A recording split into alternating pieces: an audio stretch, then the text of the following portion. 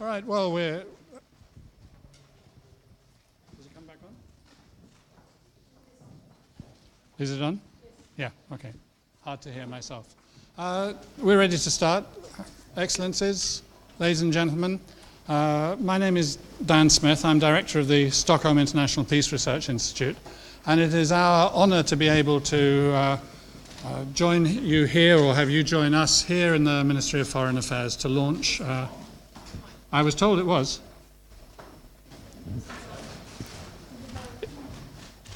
At the back, does it sound as if it's on? Yeah. Yes, it does. 2 false starts, but ready to go now. Yes, so we're here, as you know, here this afternoon to be launching this report, Climate-Related Security Risks Towards an Integrated Approach. We're going to, first of all, after a couple of introductory remarks by me, we're going to hear from the Minister for Development and Climate Change, Isabella Lövin.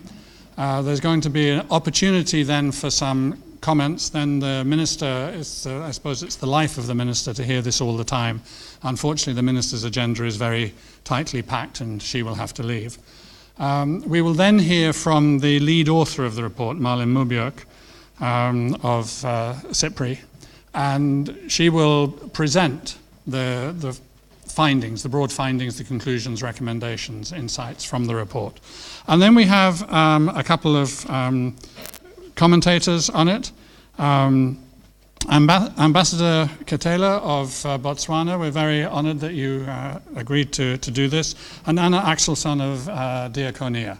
And there will be a few comments from them, a few minutes each, and then again it will be open for some comments from you before finally being closed by State Secretary Ulrika Modir with some closing comments. And of course, for all of us, I guess, but I know for some people, particularly in the room, who've mentioned this to me, again, there's the question of tight schedules. So we need to crack on as fast as we can and finish on time at 4:30. I think it's worth emphasizing a couple of things to start. One of them is actually in the subtitle of this report, Towards an Integrated Approach. One of the things that you will hear a lot, which we talk about a lot in trying to understand how is it possible for governments and for international institutions, the UN, the EU, other organizations, to address the security-related problems of climate change or the climate-related problems of insecurity that we are facing now and will be facing across the next 2 to 3 decades. How is it possible to do that? And the answer lies a lot in the idea of connecting different areas of policy together and integrating them.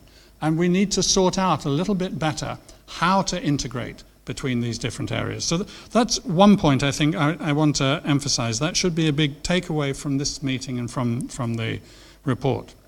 The other thing is that I think it never hurts to recall the situation that we're in at the moment. I think about a decade and a half ago, those of us who were talking about climate change and perhaps in particular the links between climate change and insecurity, we were talking about the future. People use the expression, the world that we leave our children or our grandchildren. It's not what this issue is about. This issue is about the world now. It's not just about the future. Yes, of course, it is about the future, but it's also about what is happening now. Temperatures last year, the global average was 1 degree higher than pre-industrial times. This year, in the first half of the year, it was 1.3 degrees centigrade higher, and it looks as if it'll settle down at about 1.2 higher.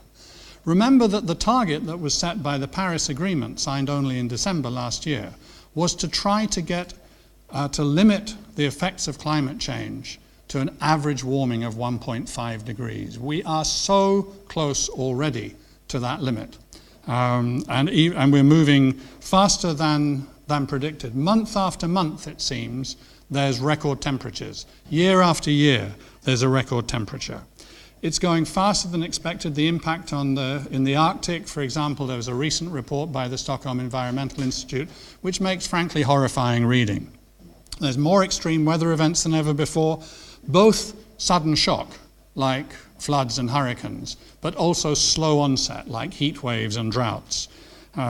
Countries that are entering the second, third, fourth year of sustained droughts. Looking ahead, projections suggest that by the middle of this century, if nothing is done, in most of Africa and Asia, there's going to be severe water insecurity, even in areas that now have plentiful supplies of water.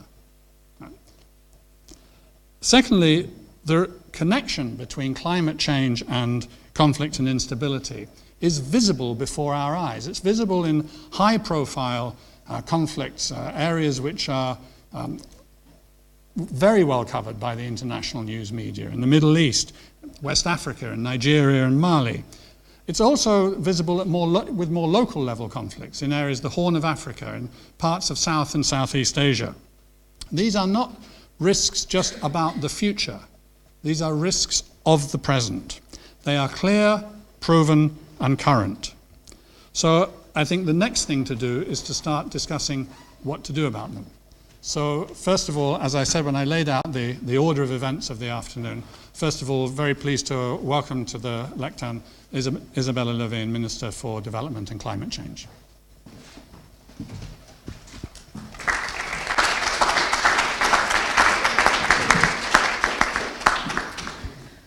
So thank you very much, Dan. Can I talk? Is it enough? Do you hear me? Okay. So, Excellencies, ambassadors, distinguished guests, ladies and gentlemen. So it's a great honor for me to welcome you all here to the Foreign Ministry this afternoon.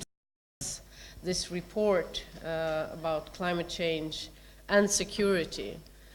And it's appropriate that we meet here at the Foreign Ministry, because I think this is the first public event that we have talking about these things, about temperature, about droughts, about hurricanes, about extreme weather events, and how that links to foreign policy and, in fact, development, of course, but also to security.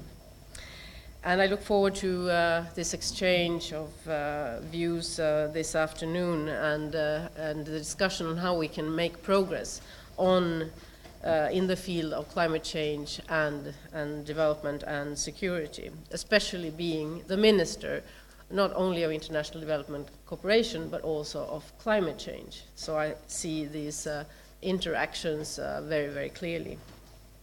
First of all, let me thank Mr. Dan Smith and his colleagues at SIPRI for arranging this event together with us, as well as the ambassador of Botswana, Mr. Lamek Nekekela, and Ms. Anna Axelsson from Diakonia for their participation. And a big thanks to Malin Mobjörk, who has been the leader of this project. And we look forward, and I look forward to listening to you. I think I can do that before having to rush off to the next Christmas party and listen to your presentation before that. So it's clear already that climate change will have far-reaching implications for our planet, for our societies, and for our future. But this is not only about the future, just as Dan Smith said. This is not a hypothetical forecast we're talking about. We're talking about a change that we see happening here and now. And in addition to the very alarming numbers that Dan already mentioned, that this year seems to be already 1.2 degrees above average pre-industrial temperature, and we're aiming to limit the warming to 1.5 degrees. In November, we heard the extremely alarming news from scientists looking at the Arctic, telling us that the Arctic was 20 degrees warmer than normal in November. So instead of some minus 22, 23 degrees, it just averages some 1 or 2 degrees minus, which means also the ice sheet is at an extreme low, both in terms of coverage, but also in terms of depth and thickness. So this is very bad news for the planet and for climate. And of course, no scientist has so far told us that this is the tipping point where the cooling effect of the Arctic ice sheet will diminish, which will accelerate climate change and affecting the whole planet. But still, the fear is absolutely there, because the thinner the ice sheet gets, the faster the warming goes. So we see climate change very visible. You can see it from satellites, the ice sheets and the glaciers melting and diminishing year by year, month by month. And this is nothing, not even, no one can argue that. I mean, and we can also see the acidification of the oceans. The oceans are absorbing the CO2 from the atmosphere, and the acidification is also something you can measure very, very clearly. And the acidity in the oceans has increased by some 40% the last 50 or 60 years or so. This is really severely also impacting on coral reefs, on all marine organisms. But what are the security implications of climate change? Well, that of course is a very, very open question. We don't know yet. It all depends, of course, of how we act now, how good we are on adaptation to climate change, how good we are on mitigation, that is the transition to renewable energy, so we can actually try to stop the worst effects of CO2 emissions, and how we can build resilience both in physical terms, but of course also in political terms, social terms. How can we protect ourselves from the worst effects that can happen in terms of security and climate change? But many of these questions are still completely unanswered, and that is why I commissioned, when I came here as a new Minister of Development Cooperation, this study. The Swedish Ministry of Foreign Affairs commissioned SIPRI and Stockholm University to undertake a study to look into these questions.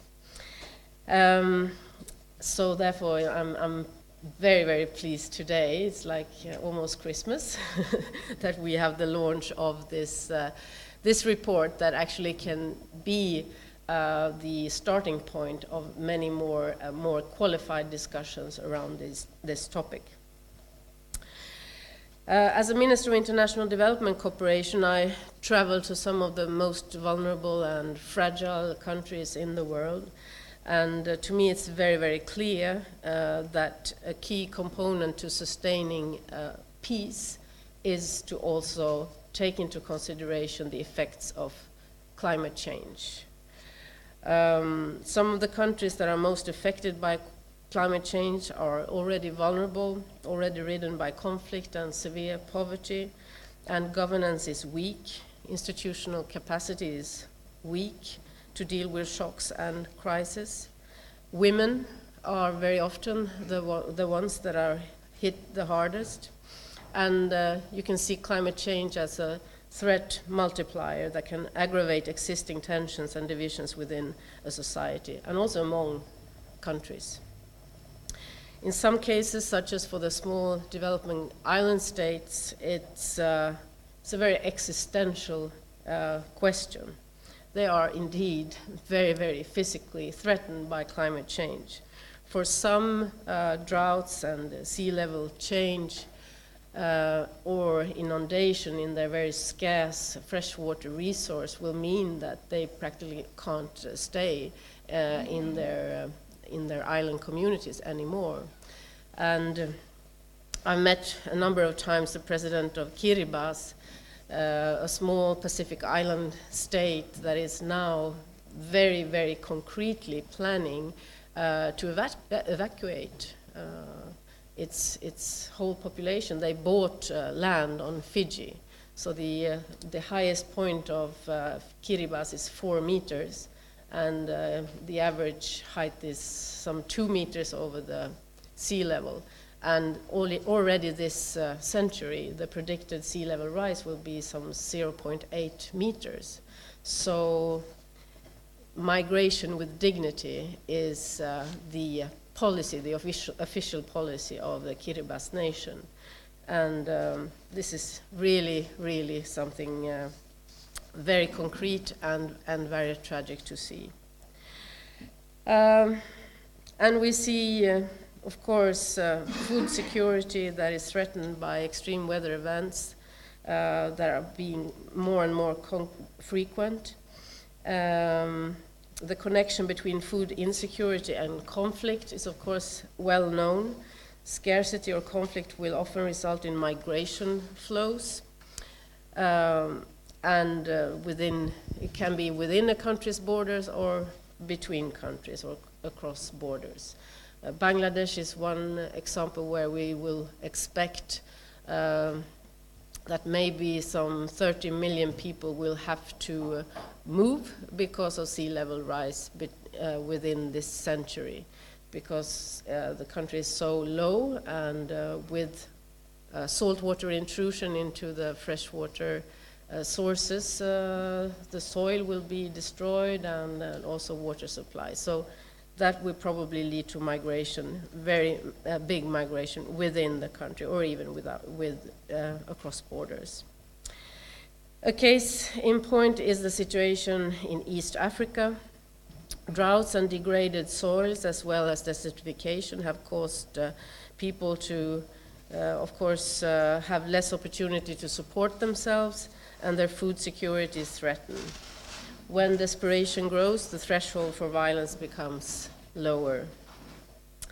So what can we all do? To me, it's very obvious that time is of essence, and Sweden is redoubling our efforts to mitigate climate change, and of course fulfilling our commitments from Paris. The Swedish government has declared that Sweden should become the first, well, at least one of the first fossil fuel-free welfare states in the world. And we challenge others to do the same. We're now increasing our ambitions and investment to create a climate-smart society. Next year, I will propose a new climate law to the Swedish Parliament. We will set new and ambitious climate targets and concrete actions to accompany them. And by 2045, and we have a cross-party, cross-the-aisle agreement on that, Sweden should be climate neutral, so by 2045 already. And that is in fact needed if we're going to decrease emissions according to the Paris Agreement. My government is committed to increase action on how to handle climate and security linkages. We're already leaders when it comes to support for adaptation. Our latest grant to the Green Climate Fund of 4 billion Swedish kroner, about $580 million US, makes us the largest per capita donor. We're also one of the biggest donors to the Adaptation Fund and the Least Developed Countries Fund.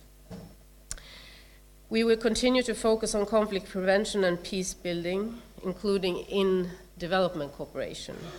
We will integrate a climate perspective in our work, taking into account these risks in a systematic way. And the fact that I'm the Minister of International Development Cooperation and Climate shows the strong will that Sweden has to work in an integrated way. And this is really crucial. As you know, Sweden will sit on the Security Council in less than a month. And we will do so with a clear focus and prioritization of conflict prevention, peace building, and inclusivity. And we will also need to ensure that the UN system can provide adequate risk assessments. The UN system has to have the ability to deliver risk management strategies also related to climate change. I think this is a little bit a new way of thinking about risks.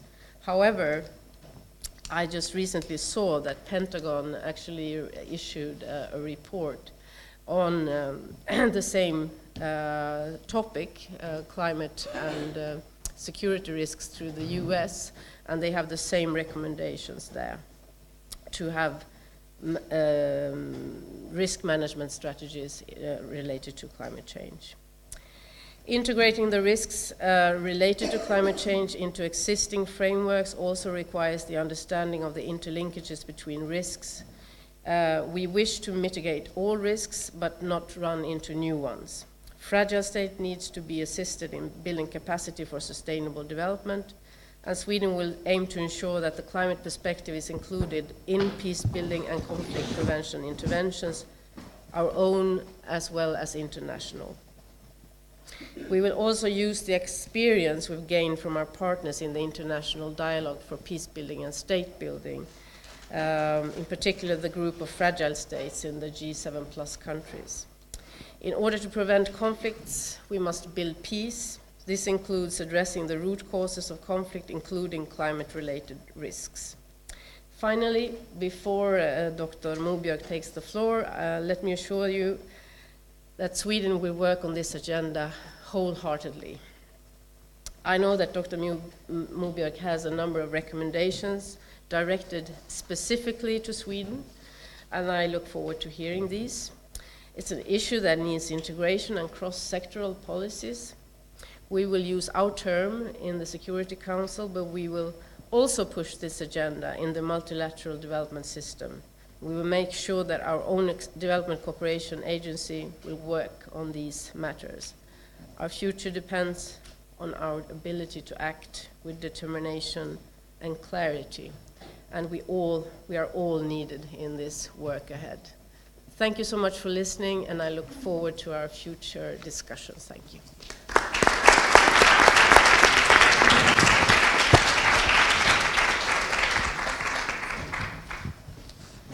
So there is indeed time for a couple of comments and questions from the floor.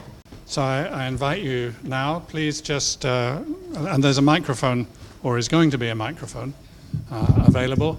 So please, first question. Or indeed, as I often say, the second one, over there. And if you could just introduce yourself. Yes, I'm Jorge Navarro from the international correspondent from Mexico. I would like to ask you about the resolution that Mr. Trump wants to do, eliminating the climate policy in Paris and getting the United States out of this framework. Yeah. So, of course, it's very, very worrying, the signals that came from the president-elect during his electoral campaign on climate change. And we're not less worried about the nomination of the new EPA head. But it's too early to make any strong comments on this before we see the actual policy that will be put in place by the new administration. But I think two heavy arguments might be valid for the new administration to look at, and the president-elect. And one is, of course, the business opportunities, not of the fossil fuel industry, but rather of the new climate-smart industry and technologies. And this is really booming, and last year renewables were more than half of the new investments in energy across the world, and the prices of solar energy and renewable energy is going down at an enormous speed.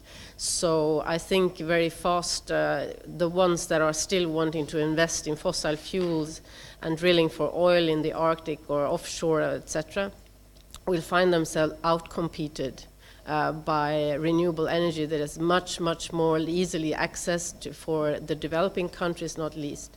So I think that is a very strong point. The other one is on security. And as I said, this report that was issued by the Pentagon a few months ago, it's the security advisors of George W. Bush and Reagan and so on. So it's really clear that if we don't address climate change in a serious way, that will also have security implications for the US. So that there are ways to frame this question. I think some of them might be interesting also to the new administration. And there was a question over there on the far side.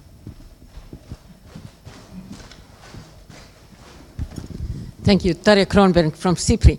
There's an additional dimension which is very much related to the question of security and climate, and that's money.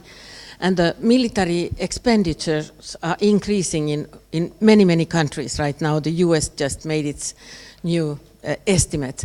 And my question to you is do you see Sweden acting in terms of moving the money from the military to climate change and prevention of climate change, and therefore having a win-win situation for everybody in security? Interesting question.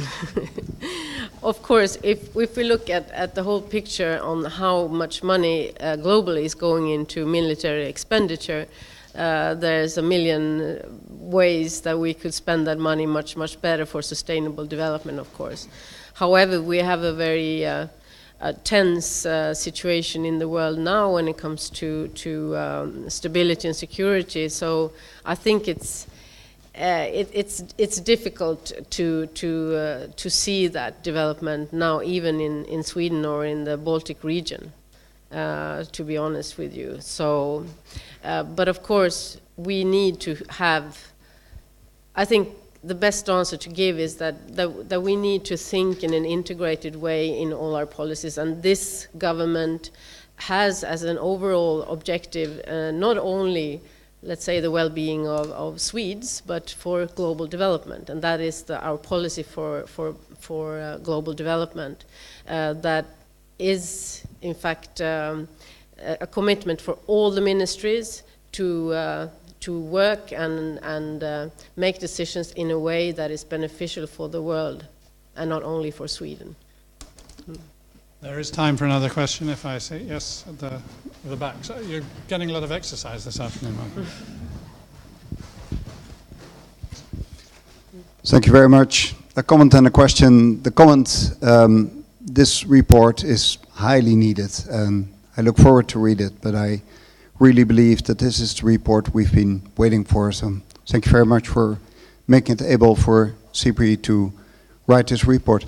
The question, if there are two developments that I would say are very worrying, one is climate change, and the other one is, let's say, increased nationalism, fact-free politics, and whatever name you want to add to it.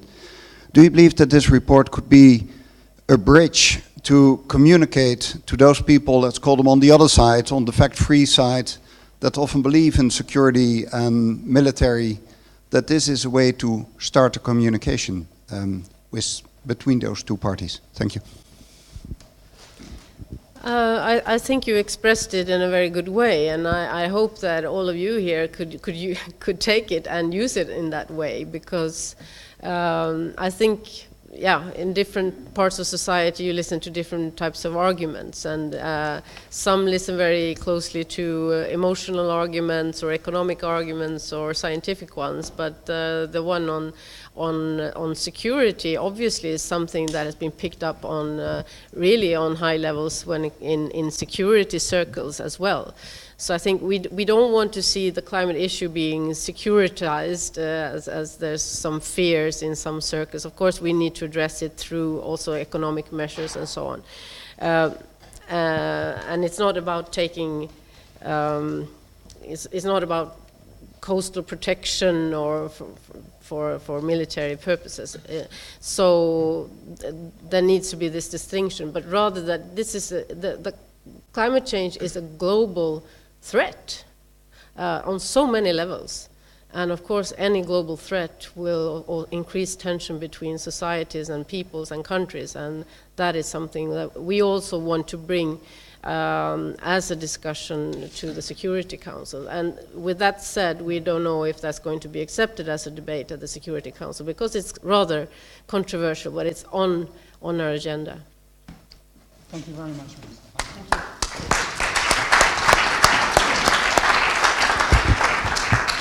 And I think from a personal point of view, the thing to add to both of those last two questions and issues is that at a time when it is visible not only that climate change is accelerating, but that global tensions are getting worse, global partnerships about global threats, such as climate change, could be one way of influencing the global security situation to soften and to improve and to allow for more cooperation, because unless we get proper cooperation on this issue, we're not going to resolve it. With that, I want now to turn the microphone over to Malin Murbjörk. I neglected to say at the beginning that the report of which Malin is the lead author, there are numerous copies over there on the side. Don't all rush right now, but it would be very good if you took away 1, 2, or 3 each as you left, so that you can not only peruse them yourselves, but make them available to your colleagues. Malin, the floor is yours. Thank you. Am I standing on the good? Yeah, I think so. Just listening now. Thank you very much. It's a real pleasure to be here today and have this joint seminar with the MFA to launch this report we have in Britain. I would like to acknowledge that this report is a joint product between 3 Swedish research institutes. It is SIPRI, it is a political department of Stockholm University, and the Swedish Institute of International Affairs. And we have been 6 researchers involved in making this project and the report. And I know some of them are here in the audience, and I'm very thankful for our good collaboration to do this work. As the Minister, Isabella Lövin, already has stated, climate change is ongoing and has immense implications of human livelihoods and activities across the world. These implications do also involve various forms of security challenges. Among all, climate change undermines human livelihood. It affects forms of migration that compromise human security. It affect vital transport, water and energy infrastructure, and shape the conditions of security and national security policies. Consequently, climate change affects human activities at large and requires responses in diverse policy areas, in foreign policy, in development cooperation, in defense, crisis management, the economy, environment, agriculture, and so on. Some of these policy areas have specific mandates for dealing with security risks, but it is the collective actions in all these areas that are of importance for what and how severe the security implications of climate change will be. Accordingly, in order to respond efficiently to the security risks posed by climate change, we need policy responses that take into account the boundary-crossing character of these risks. The report we today launch offers an overview of some of the most researched and debated security risks that are posed by climate change, and how some policy actors, primarily within the realm of foreign policy and development cooperation, are developing their work to respond to these risks. The overall aim with this report is to provide suggestions on how to address and work with security risks posed by climate change. And I will today provide an overview of our findings. I will start saying something about a little bit of a state of art of research about the linkage between climate change and security, and then turn to discuss and present our findings on how policy actors are able to strengthen their efforts to integrate these risks into their work. In the report, we provide then an overview of 6 frequently debated security risks related to climate change. These areas are food security, water security, sea level rise and coastal degradation, extreme weather and weather-related disasters, climate-induced migration, and violent conflict. Importantly, developing robust knowledge on how climate change impacts these areas, we need to take into account the systemic challenges on how long-term changes in the climate affect events in a certain geographical location. Looking at a single outcome, we will always be able to see how the impacts of climate change interacts with other mechanisms, and such as the physical planning, disaster risk preparedness, social inequalities, and political will. The importance of these mediating mechanisms are sometimes used to argue that climate change does not affect security. This is to simplify a complex issue. Security risks are always of a continuum scale depending on multitude of interacting mechanisms. And there's no difference between the climate-related security risks and others. We instead argue that these mediating mechanisms are crucial and deserves greater attention.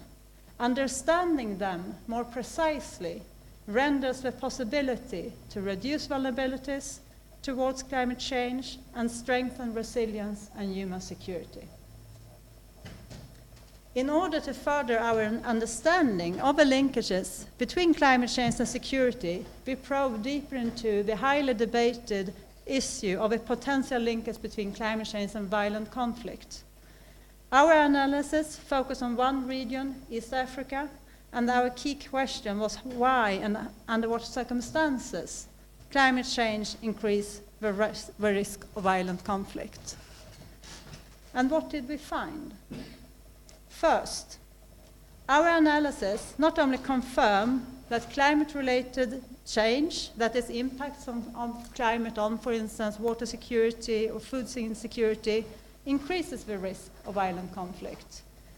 And this through worsening livelihood conditions, increasing migration, and affecting the mobility patterns. But climate-related change does also affect the dynamic of already ongoing conflicts. This through affecting tactical considerations on when there are opportunities to use violence, but has also implication on elite groups' exploitations of local grievances. To some extent were these different pathways already known, but our analysis makes it clear that these pathways are operating through different logics, and that the awareness of them are important since they can explain why some research findings seems to be contradictory, but they are complementary. In the case of East Africa, this is most notably in relation to the cattle raiding, which is more opportunistic during wet season, when the animals are stronger and the vegetation provides cover.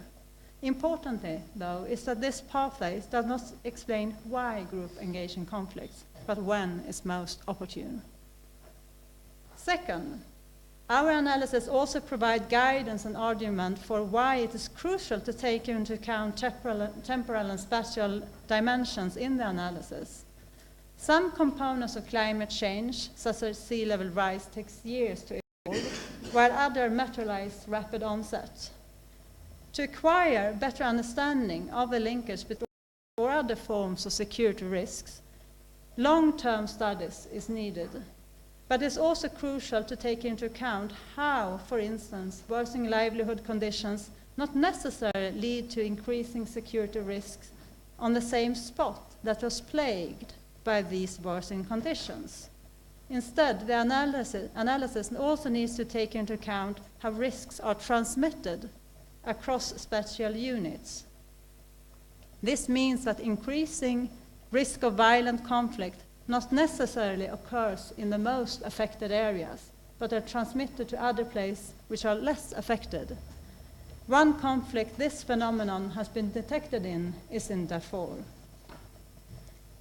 In sum, climate change does not only affect increasing risk of violent conflict, having implication on the causes of conflict and the dynamics of conflicts. Areas plagued by conflict or fragility are also the most vulnerable to the effects of climate change. It is well known that some societies have a capacity to adapt to significant level of stress, while others will suffer severely from the same or even less kinds of stress. And greater efforts is therefore needed to understand how governance structure and adaptive capacity could be strengthened in different social contexts, and this work needs to take into account the transboundary character of the risks posed by climate change, and that they are involving short, medium, and long-term implications.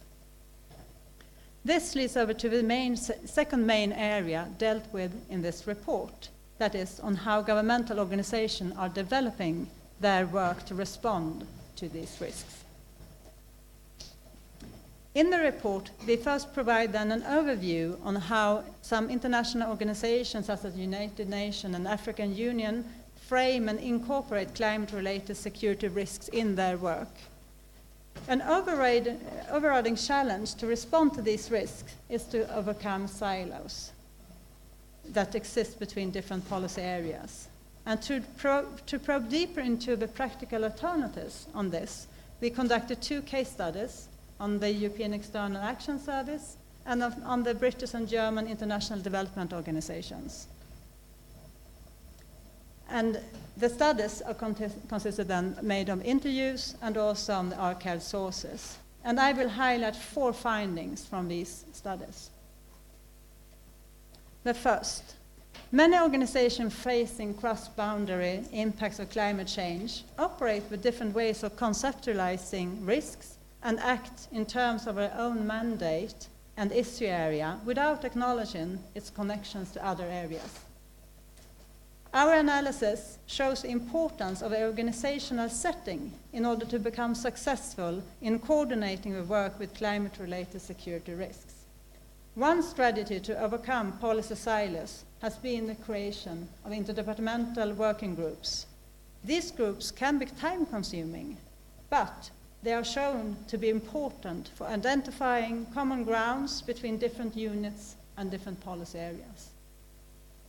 Second, to increase the awareness of an issue in an organization, mainstreaming has been a successful strategy. However, a general limitation with mainstreaming strategies is that they are follow a do no harm logic. That is, that they don't necessarily ensure positive outcomes. Some informants hence emphasize the need to complement the mainstreaming strategies with integration strategies. These strategies provide better processes to ensure that climate risks are taken into account and inform the work within the organization. This involves, for instance, the better analytical tools for risk assessment, processes for supporting and evaluating climate sensitivity projects in conflict prevention, and integrating conflict sensitiveness in climate change programming. Third, our analysis shows also that the right expertise and the proper analytical tools are essential for responding efficiently to climate-related security risks. However, knowledge on these risks are growing rapidly, and it is difficult for a policy organization to be updated on this development. Our study demonstrates that successful integration of climate-related security risk is dependent on the capabilities to conduct proper analysis. For this, support from external expert units or consultancies in providing valuable expertise has shown to have positive effects. And the fourth conclusion from these studies is that the staff members not only need to have the necessary resources and the capabilities to work across different formal boundaries, but they also need the incentives to work across silos. And for this, strategic guidance based on long-term thinking is required.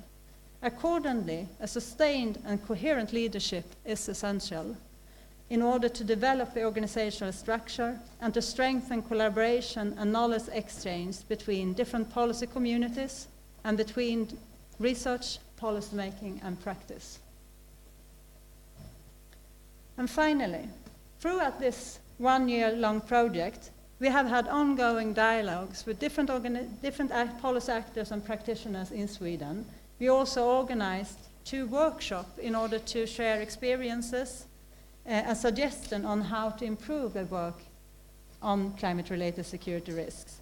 And we use these collective experience as the foundation for highlighting 7 specific recommendations to the Swedish policy context. And I am finalizing my speech presenting these suggestions in a short way. The first, establish an interdepartmental working group to coordinate the Swedish government work on climate-related security risks. Second, set up an external expert unit to support the government and relevant agencies to provide policy-relevant analysis and the continuity in knowledge acquisition. 3, establish training courses for staff and policy advisors across departments and agencies, strengthen their general competence on climate change issues, and keep it updated. 4, support annual conferences across department, agencies, research institute, and other relevant actors as a way to reinforce mutual understanding and facilitate coordinated actions. 5, involve Swedish embassies and delegations in the work, for instance, for reporting on climate risks and climate work, dissemination of knowledge, and building coalition for shaping adequate responses. 6, strengthen international partnership to contribute to proper responses on climate-related security risks. The Swedish delegations in the European Union and within the different UN bodies, including the Security Council, are important for this. And the final one, take account of previous experience from related policy areas. Despite the fact that climate-related security risk is a fairly new field for Swedish policymaking, many of the challenges are not new.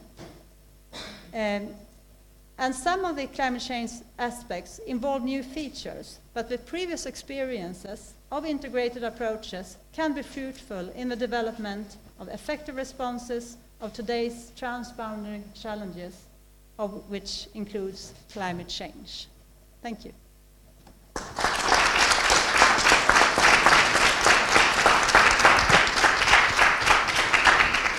Thank you very much, Malin. I'm going to suggest that you take the weight off your feet for a few minutes. Slight change of cast of characters, and I would like to welcome Ambassador Ketela of Botswana and Anna Axelsson of Diakonia. I think Ambassador first, and then Anna after. 5 minute each commentary. I'm going to sit down, so you start, and then when you finish, Anna will start, and then we'll all get up to our feet again and have some questions and discussion. Ambassador, over to you. Floor is yours. Thank you. Good. Okay. Thank you very much. I think let me just recognize the Minister in absentia and all senior government officials here present, directors, as well as professors.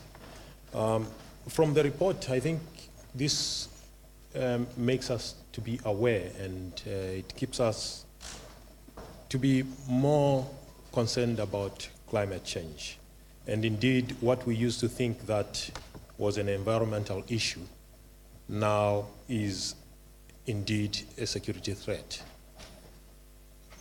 If I look at the report itself, yes, indeed, quite a number of activities have been undertaken, as well as examples that were given with regard to East Africa.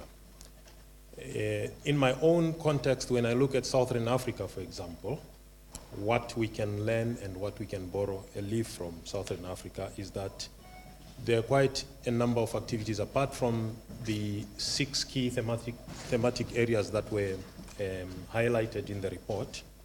The health sector is one of the key important things. If you look at the health sector, we are seeing, for example, a recurrence or the coming back of malaria, for example, as a waterborne disease.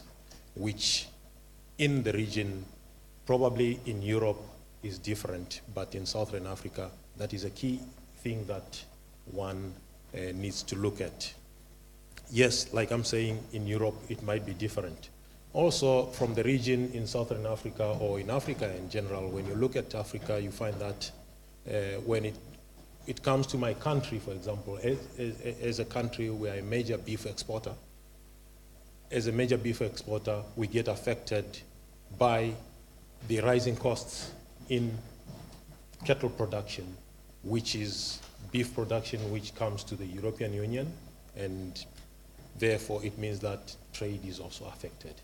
So these are some of the key things that I believe could perhaps add value also, because I take it that climate change cuts across all sectors. In Europe, it might be different, but in Africa, when we zoom down to the specifics, then those key aspects needs to be considered. I look at the report as a very positive step forward. In essence, the report is applicable beyond the focus that is described as regards the 6 thematic areas. Especially, it touches on issues of elite exploitation of local grievances. That is an element that many reports or many studies have not incorporated, because I take it that the elite also have an influence in trying to cover up their steps or in trying to cover up their weaknesses in their line of operation by trying to bring in the less advantaged people or the marginalized people and bring conflict in specific areas. So I take it that this is an element that is very key, that we need further development again, and we need also maybe to apply it to other areas. I know this was specific to East Africa, but I take it that the world over, we can look at South America, we can look at other parts of Africa, West Africa as well, where such issues can be applied. And also the special dimensions that you mentioned in the report is very crucial, because it talks about time and the duration of time that conflict can take place, and also specific areas that can be affected over time. And I take it that this is a very positive development and a very interesting aspect that indeed the report covers. I wish also to add, perhaps, to say that in Botswana or in Southern Africa, we have had quite a number of activities or adaptations that we have made with regard to agriculture. If you look at the SADC in general, we have come to develop short-term maturity crops, crops that are very highly resistant to heat, and also fodder that can mature very early, so that we can also counteract the activities that we see climate being challenging us with. It's, yes, indeed, when it comes to conflicts, the examples that were given are quite positive, and I can say that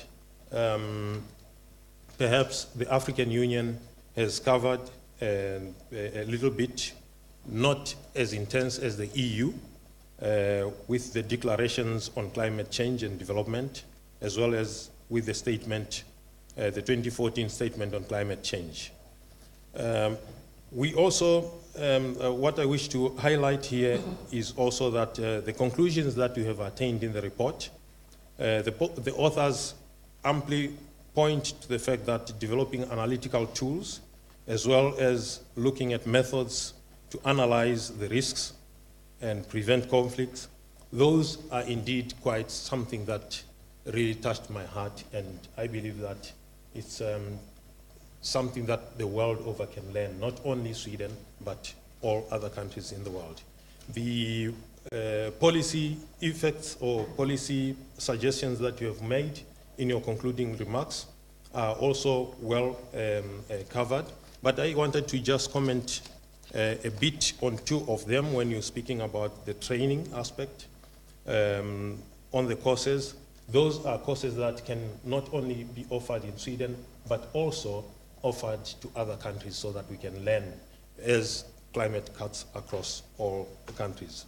Furthermore, the pulling together, maybe one aspect that I need to add is the pulling together of think tanks or do tanks, because that in itself, the likes of SIPRI, the likes of International IDEA, the likes of other organizations that are working together in fighting against climate change. So I think, yes, indeed, a coordinated approach, an integrated approach by all those involved will be a necessary conclusion that I believe would take us forward.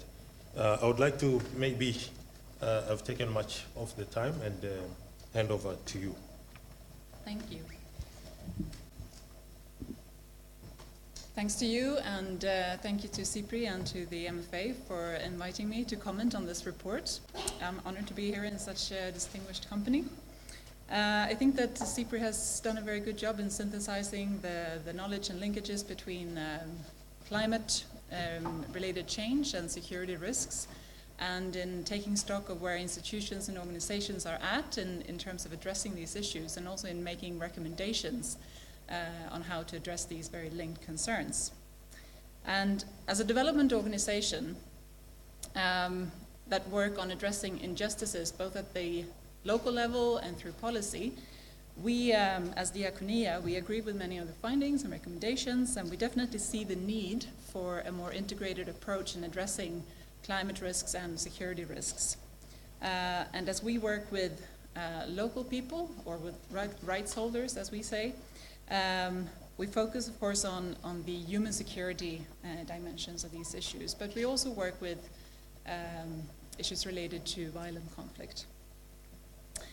The report, as such, focuses a lot on institutions, on the competence, the organization, and policies of institutions. So I will spend my 5 minutes on talking a little bit about what we see as necessary competence and understanding of such institutions and others in order to address these linked challenges. And hopefully by doing so we can, I will mention a few things that research can shed some further light on, and that policy can help facilitate and support.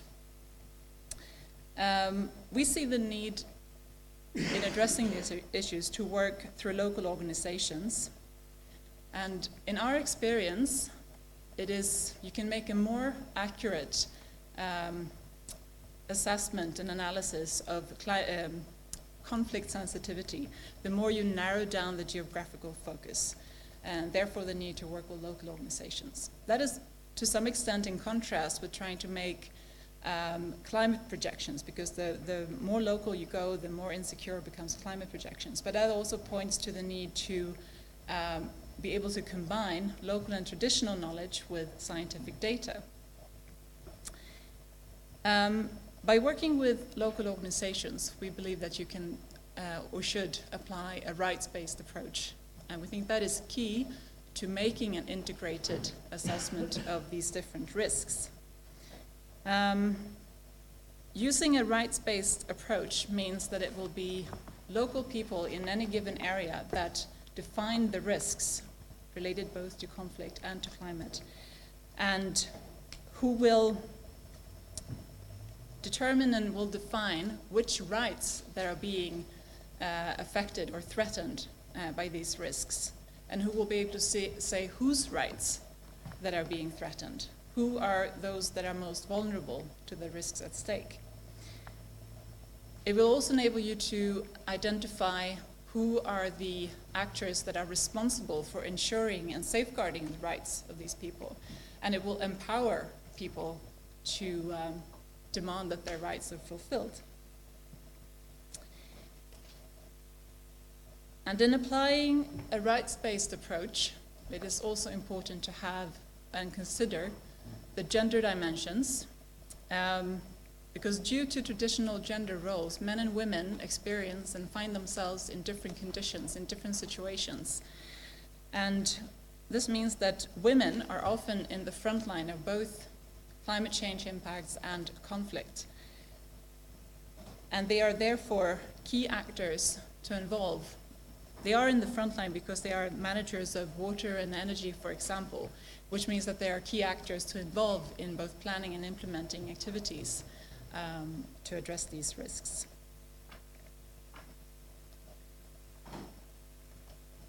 Now, to make this happen and make it possible at the local level, capacity development is needed, and to ensure that, financial support is also needed. And this is where research and policy comes in. I recently, just last month, visited a pastoralist community in Western Kenya, the kind of area and community which is exemplified in this report. And it was obvious there that the increasing conflict that is taking place between different pastoralist tribes are linked to the dwindling natural resources and the rising temperatures. But what was also clear was that the local authorities do not have the adequate capacity or resources to address the scenarios that they are anticipating themselves. And local organizations that work there also need to develop capacity in order to understand the climate science and be able to link that and make the correct analysis in order to work with local people.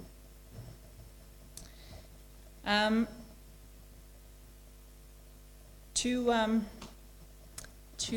round this up, what is also necessary to link these different aspects is to have, and to enable the integrated analysis, is to bridge the gap between the humanitarian assistance and the long-term development communities, and to be able to integrate disaster risk reduction strategies in long-term development cooperation.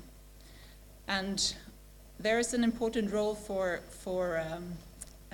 policymaking in this regard by directing financial flows to the local level for capacity building and for making it possible to address disaster risk also in long-term work.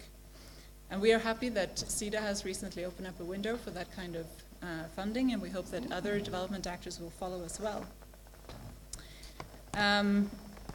With regard to research, I think that it can continue to look at the ongoing practice and make recommendations on entry points for integration of the long and short-term aspects.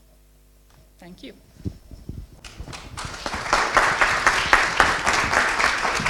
So thank you very much to both of our commentators, and I'll ask you to stay in the complex choreography of this event. I'll ask you to stay standing if that's okay, because there may well be a question or two. I'm keeping my microphone. The three of you are sharing that one, and everybody else gets a share of this one. It's a kind of, to each according to his. So, please, further questions and comments on the report, on the issues, on the questions that the commentators have raised. And as I've said, I always prefer to hurdle past the first question. I have no idea why it is, but people are always reluctant to put up their hands for the first question. So please, don't be reluctant. Put up your hands now for the second question. Come on, I know it's an old joke, but it's quite a good joke. It's got to get...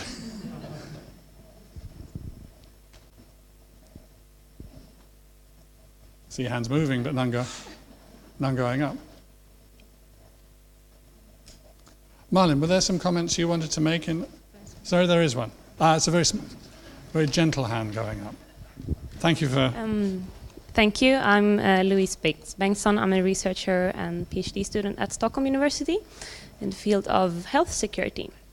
And having looked into security theory quite a lot, we like to talk about the reference object of security. And traditional security politics is often focused on the nation state. So I'm wondering, how can we raise this this issue in this discussion and specify whom are we actually protecting here. And I would like to hear comments from all of you on that topic. Thank you. Martin, you can go. I don't know if am I able to stand on this? Yeah, thank you. Okay, this is a topic we have discussed a lot, and our approach has been that since how climate change affects, it is a relevant topic for all kinds of reference objects of security. So our basic approach is that you need to be aware and also see the linkages between it, but the responses should respond to strengthen the human security dimension. So the human security dimension is in focus, but then we also need to see how it also interacts with other forms.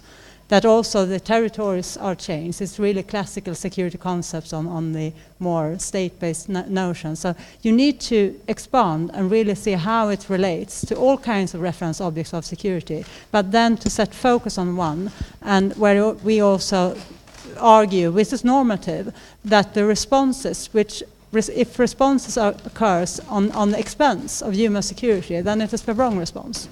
Then you should find another one. So we also are normative in that sense, because I think these forms of questions need also to be normative statements. It belongs there, because it is not just objects truth. We must take normative decisions on the policy making, and also then on research. Thank you. I don't know if you want to add.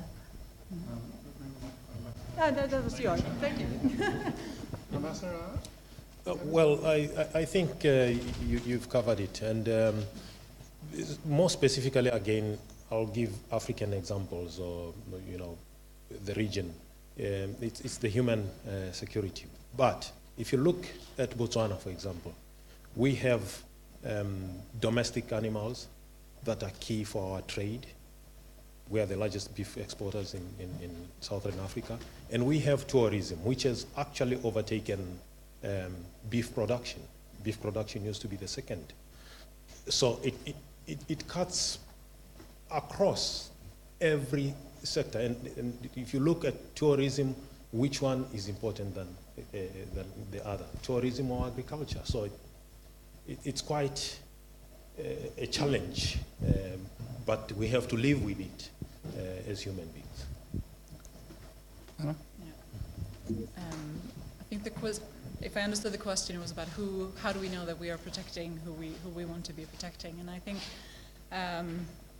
there's always the risk if you have a national security threat that it becomes overriding and overshadows the human security aspects. And I think, to ensure that what I was talking about, the needs and interests being defined at the local level, you also need a functioning democratic system.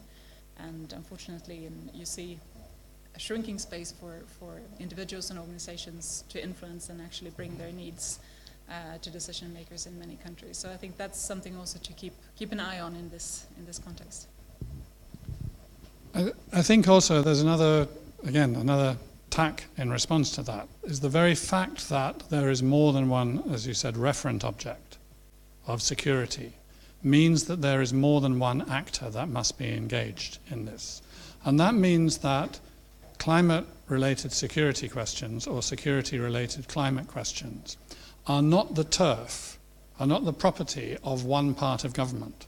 So it's not a responsibility of the Environment Ministry alone, or the Ministry of Defence alone, or the Ministry of Foreign Affairs alone. It is the responsibility of the government. And you have to, that is where at government level you have to think of integrated approach. It's also not it's not the property of the national level alone. It is also the property of local level, whether it's traditional or elected municipal authorities or however you understand it. So there's many stakeholders in making policy, because there are many different referent objects in terms of security. The two sides, what the problem is and what the solution is, they go together. I was only answering that question myself because I couldn't see other questions coming forth. But if there is another question, do please put up your hand now, or else, yes, again, and that's fine.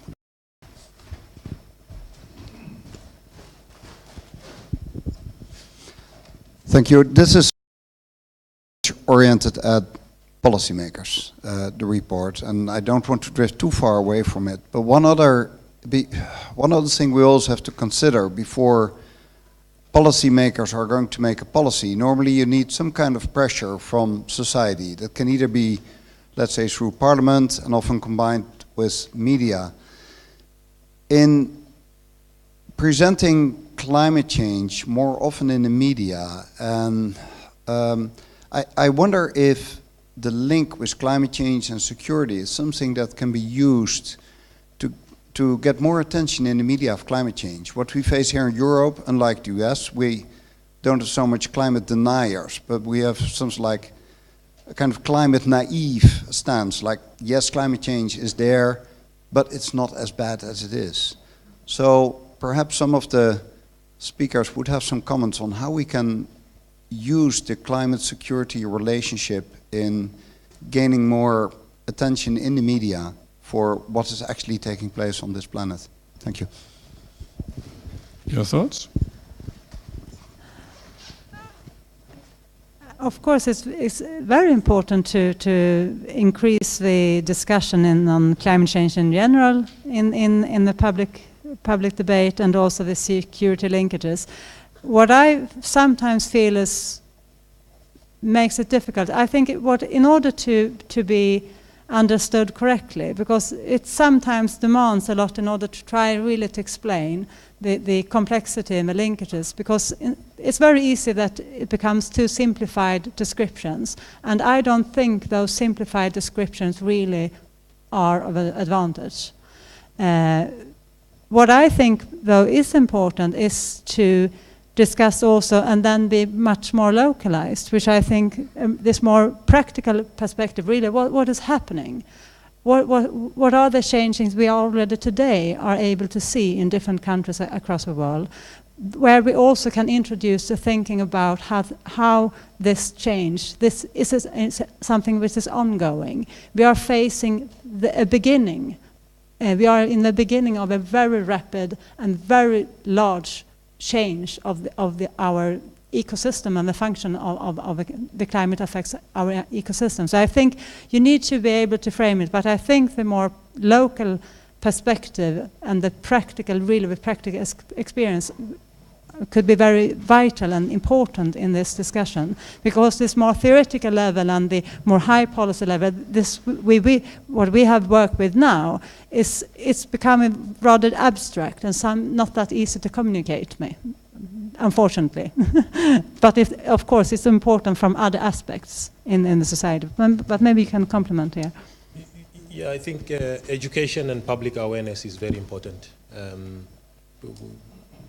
We need the media, we need all like minds to continuously sing from the same hymn book. That's the only short thing I can conclude with. We need to speak from the same place. Well, speaking for an organization that does work on awareness raising and opinion building, I would be a bit wary actually to use that linkage, because I think reaching out through the media or reaching out to a general public on the climate issues, there is a certain risk in having the sort of doomsday and very dark picture of the issue, because people tend to push it away and don't really want to think about it. And I think there's a reason for taking a more optimistic and positive and constructive approach to communicating climate issues. So I would be hesitant actually, and it's so easy, like Malin said, that it's misinterpreted and yeah. Any last questions quickly? Yes, Henrik.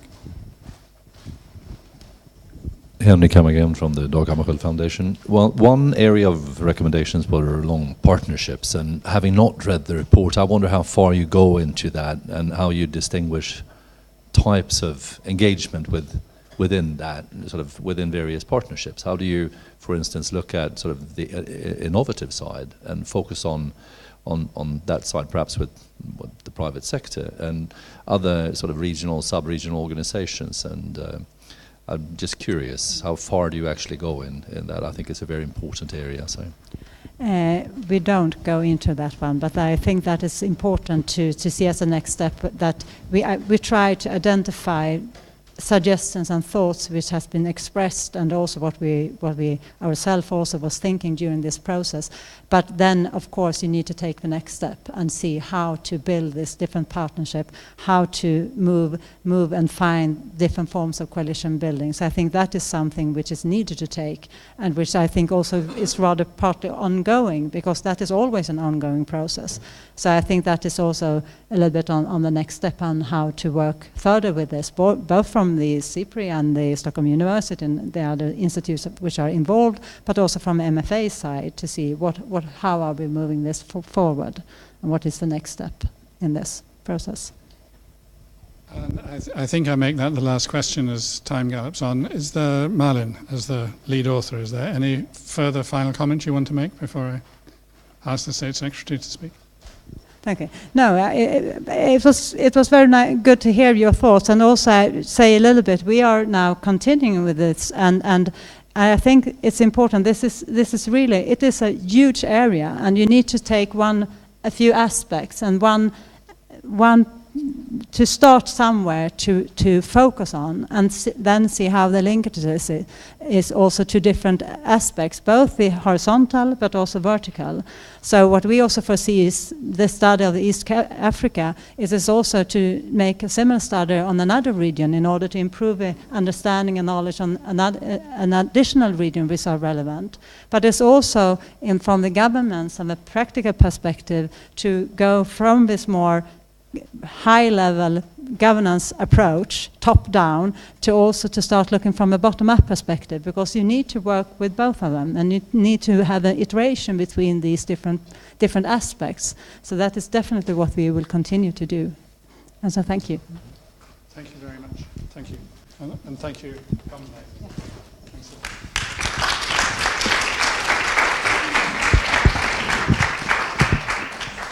And so then I ask State Secretary Ulrika Modir to give us some closing thoughts.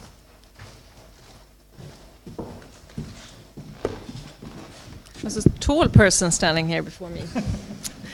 Thank you so much. A lot of food for thought, and thank you also for the possibility for me to sit down and listen for 1 hour or a little bit more than that, and to really get better understanding. I have not read the full report, but I feel very eager to do so. So thank you very much, Dr. Mobjörk, but also your colleagues that you have been working with, Stockholm University and SIPRI and Dan Smith, and also the discussants. It was very interesting to hear your observations, Ambassador and Anna Axelsson, on the report. And I was thinking, I mean, you show that there is actually local experience of what's happening, and you can see it on the ground, as you have been doing a couple of weeks ago in Kenya, but also the experience from Botswana with your companies working on export, and how they need to see how they will relate to their business onwards. So how do we then get the relation between the IPPC reports and the knowledge that we have on a global scale, the local knowledge into the heads of us as politicians, not only in one of the ministries, but also actually as an overall government approach, and not only Sweden, but in all countries that need to act together on this. So thank you very much for this opportunity. It has been an idea that we had the first semester. I'm very happy that we have the report now, and that we actually can start to work on the policy advice. And what the report says, it has been said now, but it's my task to summarize a little bit at least, that many of the risks that we see, they are interrelated, and this means that we need to have this integrated approach and make sure that climate-related risks for security remain in our minds every time that we assess a security situation. And second, and this we know that actually these risks are so close to us, and we need to act now. It was said initially that we many times talk about climate change as something that we have to prepare for the future, but it was shown in the report and also by the examples by the discussants that they are here and we need to act now. And the Minister for Development Cooperation and Climate Change also emphasized the important work that we need to do on adaptation, but also then of course on mitigation, and that we need to focus on the most vulnerable people and communities. And this is also what we have committed upon with the new agenda for sustainable development, not to leave anyone behind. And we know that a lot of the poverty is now in the most conflict-ridden states, and in 2030, 2/3 of the most poor people will live in conflict-ridden states. So we really need to see these things now and how we plan also in our development cooperation and the broader security agenda. I think a lot is won if climate-related risks are included in our perspectives on security, and that is human security, but also the overall security agenda. And as I said initially, and has been said, in our national systems, we need to do this as an overall governmental approach in our international response. And there is a lot of knowledge and capacity already, of course, in the UN system, but it needs, and this we have seen also now preparing for our engagement in the Security Council in relation to a broader development cooperation, to be better harnessed and coordinated, and we need to put more focus on climate in the UN system to really see to that it's given the importance that is needed. And I think it's necessary to remember that we are talking about conflict prevention and peace building. And conflict prevention, as the Minister said, will be one of the most important platforms or the platform for our engagement also in the Security Council. Holistic perspective and working methods require us all to include the potential risks in our work, and sustainable peace cannot leave loose ends, and climate-related risks relate to be a loose end if we don't take it into account. And I think we have good experiences. You know that Sweden has been at the forefront of integrating women, peace and security, and this is of course also as a feminist government and with a feminist foreign policy, something that we will continue to do onwards. So we know that even though some topics seem very difficult to get into areas of discussion that has been defined in a certain way for a very long time, it is possible. This experience we have, we know that it has been and will be very important, and we will continue to do this also in relation to climate and security, and also of course climate and development and sustainable development. So we will take your policy advice and see how we, together with colleagues in our government, can work with them to integrate them in our policies, and we will, of course, very gladly share them with our international partners. I'm very happy that so many of you came to listen today, and I hope that we will have the possibility to discuss our experience, but I know that there are also other experiences in other countries and that can share and see how we advance this agenda together. So thank you very much. Thank you.